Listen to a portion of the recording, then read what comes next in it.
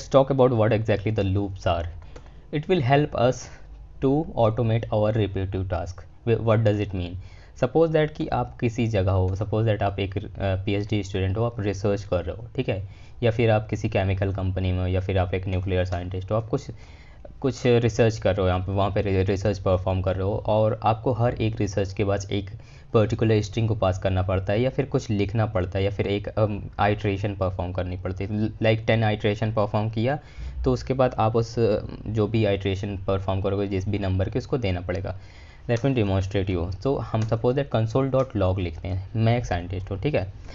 मैं कहता हूँ कि रिसर्च टास्क 1 इज़ completed, ठीक है, completed, ठीक है, और डन.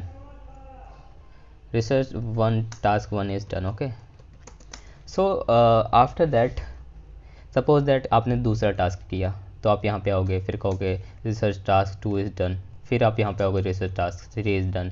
अगर मैं कहता हूँ यहाँ पे आपको 100 टाइम्स करना है, तो क्या आप ये करते रहोगे? You will get frustrated and you will say like, no, I don't want to write all of these things, I'm just only a researcher. Okay, so basically यहाँ पे क्या है कि यहाँ पे आता है कॉन्सेप्ट फॉर लूप का, ठीक है. For loop will allow you to automate your task, whatever the task that you are having. Suppose that 1, 10, 1, 2, 3, 4 kind, or whatever the integers that you are seeing right here, you can automate all these numbers in just one single line of code. Okay, so basically यहाँ पे क्या है कि आप for loop को use कैसे करोगे. Let me define it. Okay, so for loop, how you can use it, and please watch these videos in very carefully. Okay, so basically इस पर्टिकुलर टॉपिक को आप थोड़ा सा ध्यान से देखिएगा, ठीक है. अब देखिए, इफ़ कंडीशन में क्या होता था कि यहाँ पे एक कंडीशन होती थी और उसके बेसिस पे यहाँ पे आपके कोड परफॉर्म होते थे. It is just like the if condition, but यहाँ पे कुछ डिफरेंट टाइप की चीज़ें हो रही हैं, ठीक है. तो सबसे पहली चीज़ मैं कहता हूँ कि आपको इफ़ नहीं लिखना, फॉर यूज़ करना है, उसके बाद आपको एक ब्रैकेट लगाना है, ठीक है. अब देखो यहाँ पे 1, 2, 3, 4, आप इसको ऑटोमेट कैसे करोगे? आप क्या करोगे, एक वेरिएबल में एक पर्टिकुलर वैल्यू को स्टोर करोगे, यानी कि जितने भी सारे इंटीजर है एक वेरिएबल में स्टोर करोगे. उसके बाद उस वेरिएबल को बार बार अपडेट करते जाओगे जितनी बार टास्क कंप्लीट हो रहा है, ठीक है. अब आप ऐसे करोगे कैसे? तो हम डिफाइन करते हैं एक variable. Suppose that const. Okay, अब मैं कहता हूँ कि टास्क इक्वल टू 0. जो टास्क मेरा है वो अभी 0 है. अब देखो, टास्क 0 है, लेकिन हमने कॉन्स्ट लिया है, जो कि हमें कॉन्स्ट नहीं लेना है. अब यहाँ पे क्यों कांस्टेंट नहीं ले रहा हूँ? क्योंकि आप इस वेरिएबल को बार बार अपडेट करोगे और कांस्टेंट आपको अलाउ ही नहीं करेगा वेरिएबल को अपडेट करने के लिए, ठीक है. That's why I right it wrong. Okay, अब देखो, आप यहाँ पे टास्क ले सकते हो. यहाँ पे प्रीवियस लाइक पहले क्या होता था कि हम most of the time I use करते थे. मैं यहाँ पे टास्क यूज़ कर रहा हूँ ताकि आपको समझ में आ जाए, थोड़ा सा डिस्क्रिप्टिव कोड हो जाए हमारा. ओके, उसके बाद आपको एक कंडीशन देनी है कि आपका कोड कब तक चलेगा. मान लो कि आपके 10 टाइम्स चलाना है, 15 टाइम्स चलाना है, तो मैं कहता हूँ कि मेरा जो टास्क है तब तक चले, यानी कि जब तक टास्क की वैल्यू 15 के से कम रहे या उसके बराबर हो जाए तब तक ये चले, ठीक है. अब देखो यहाँ पे हमारी वैल्यू अभी देखो अभी 0 है, तो ये सही है. हाँ, ये वाली कंडीशन ट्रू है, विच मीन्स कि हमारा जो कोड होगा वो रन करेगा, ठीक है. फिर ये 1, अब ये 1 कैसे होगा? ठीक है, अभी तो 0 है, अभी ये हो गया, तो 1 कैसे होगा? आप इस पर्टिकुलर टास्क की वैल्यू को आप 1 कैसे करोगे? अब देखो यहाँ पे आता है task equal to task plus 1. आप ये कर सकते हो. यहाँ पे क्या हो रहा है कि जो टास्क में है, टास्क में आप 1 जोड़ दे रहे हो, 1 आप परफॉर्म कर दे रहे हो, ठीक है. उसके बाद आप इस वैल्यू को लेते हो, ठीक है. अब यहाँ पे ये जो मेरी रिसर्च 1 है, मैं इस पर्टिकुलर कोड को यहाँ पे ले आके यहाँ पे रख देता हूँ, ठीक है. अब देखो यहाँ पे क्या हो रहा है कि सबसे पहला क्या हो रहा है, हमारा फॉर लूप है. हमारा फॉर लूप देख रहा है कि 0 है, ठीक है, ये कंडीशन ट्रू है.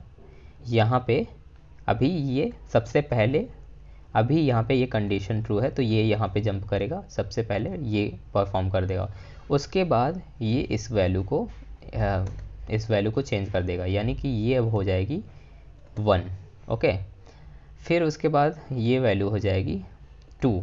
ठीक है, ये वैल्यू हो जाएगी, ये टास्क हो जाएगा आपका 2, यानी कि ये वैल्यू अपडेट होगी इसके अकॉर्डिंग। ठीक है, तो अभी यहाँ पे क्या है देखो, 0 + 1 1 हो जाएगा। ठीक है, फिर 1 + 1 2 हो जाएगा। ठीक है, तो इस तरह से यहाँ पे होगा।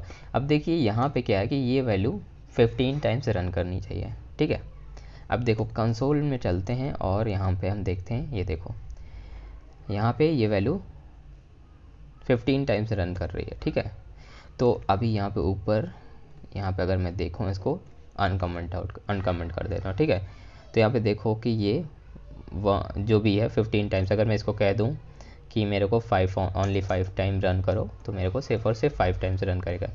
1 2 3 4 5 6, एंड बेसिकली ये 6 टाइम्स इसलिए रन कर रहा है क्योंकि हमने यहाँ पे 0 यूज़ किया। ठीक है, तो 0 से ये इसकी वैल्यू को कंपेयर करेगा, हमें 1 से यूज़ करना है। ठीक है, तो हम 1 से यूज़ करें, अब ये 5 टाइम्स करेगा, 1 2 3 4 5। ओके, तो ये 0 और 1 का आपको कॉन्सेप्ट समझ में आ गया होगा। ओके, अब मैं कह रहा हूँ कि ये 15 टाइम्स अगर करे या 10 टाइम्स करे, जो भी करो। ठीक है, तो मान लो कि मैं कहता हूँ 12 टाइम्स करे। ओके, अब यहाँ पे आपने नॉर्मल स्ट्रिंग यूज़ किया, आप सोच रहे हो कि यार मैं इस वैल्यू को अपडेट कैसे करूँगा।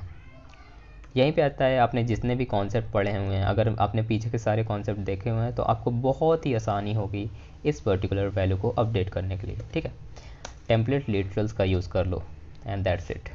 ओके, सो टेम्पलेट लिटरल्स का आपको ये कैसे यूज़ करोगे यार, सीधी बात है, आप इस पर्टिकुलर वेरिएबल को पास करो और दैट्स इट। आपको भी पता है कि वेरिएबल को पास करने के बाद मेरी वैल्यू अपडेट हो जाएगी।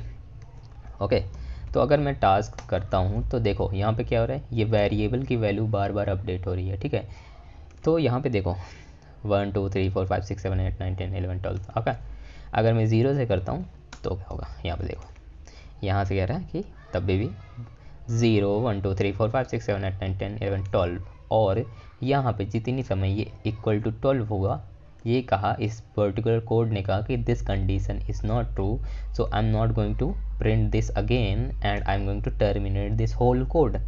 So that's how you can easily write your for loop. So let me repeat all of these things again. Okay, let me simply define कि मैंने क्या किया है. So सबसे पहले फॉर लूप कीवर्ड यूज़ करोगे, उसके बाद एक कांस्टेंट एक वेरिएबल दोगे जो कि कांस्टेंट नहीं रहना चाहिए क्योंकि इस वेरिएबल को अपडेट करना है.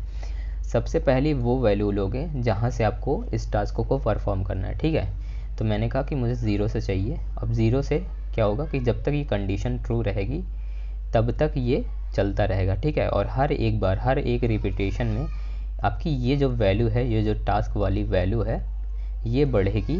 ओके, इसके बाद ये वाली वैल्यू चेंज होगी और उसके बाद इस वैल्यू को ये जाके चेंज कर देगी. ठीक है, यहाँ पे ये वैल्यू जो चेंज होगी यहाँ पे ओवरराइट हो जाएगी. उसके बाद हमने क्या किया कि यहाँ पे console.log और हमने टेम्पलेट लिटरल्स का मदद की यूज़ किया और उसके बाद ये जो हमारा वेरिएबल तो उसको हमने पास कर दिया. And that's it, that's the simple thing that we have done right here. Okay, और दूसरी चीज़, अगर मैं इसको 5 से भी शुरू करूँ ना, ये देखो 5 6 7 8 9 10, जितनी जो भी वैल्यू से शुरू करना चाहते हो ना, आप वहाँ से आइट्रेशन परफॉर्म कर सकते हो. सो ये है ना हैंडी चीज़, लाइक काफ़ी बढ़िया चीज़ है. अब कोई भी चीज़ को रिपीटेड वे में परफॉर्म कर सकते हो 1000 टाइम्स एक मशीन की. लाइक 1000 प्लेट्स हैं और 1000 प्लेट्स को कट करना है, तो आपने कहा कि नहीं मेरे को ओनली 1000 टाइम्स चलाना है, तो आपने यहाँ पे मान लो कि यहाँ पे दे दिया 1000 टाइम्स, तो ये चल गई. अब देखो यहाँ पे ये जो टास्क है, इसके क्या करो कि इसको एक प्रॉम्प्ट वैल्यू लेके यहाँ पे ऑटोमेट कर दो. ठीक है, यहाँ से यूज़र से इनपुट ले लो, ये ऑटोमेटिकली कह देगा कि हाँ इतने बार चलाना है. That's it, that's how you can program real world stuff. So please subscribe to my channel guys, and I am trying to provide you much value possible. Like जितनी भी चीज़ें मैं कर रहा हूँ या फिर जो भी मैं चीज़ें यहाँ पे बता रहा हूँ, मैं सोच रहा हूँ कि जितनी ज़्यादा इन्फॉर्मेशन हो मैं आपको प्रोवाइड करता रहूँ. So yeah, help me in order to subscribe my channel, and hopefully if you are a programmer or a web developer, you'll definitely going to learn like good concept from my side. Like seriously, I am having a 7+ years of experience in the web development field, and I'm also running an agency right now, which is a web development agency. So basically I will going to help you in a very professional way, जहाँ पे आप corporate sector के websites को कैसे deploy कर सकते हो, जैसे कॉर्पोरेट सेक्टर्स में कैसे एक्चुअल में रियल वेबसाइट्स को डिप्लॉयमेंट कैसे होती है, मैं सारी चीज़ें सारे कोर टेक्नोलॉजीज़ के बारे में बात करूँगा। यहाँ पे डेटा इंटीग्रेशन हो गया, एसक्यूएल डेटाबेस को आप कैसे यूज़ करते हो, जेंगो कैसे यूज़ कर सकते हो आप, पाइथन के कॉन्सेप्ट को मैं सारी चीज़ों को बताऊँगा। सो यहाँ पे मैं सारी चीज़ें कवर करूँगा धीरे धीरे करके। So yeah, that's what exactly it is. So bye bye, take care, see you in the next tutorial.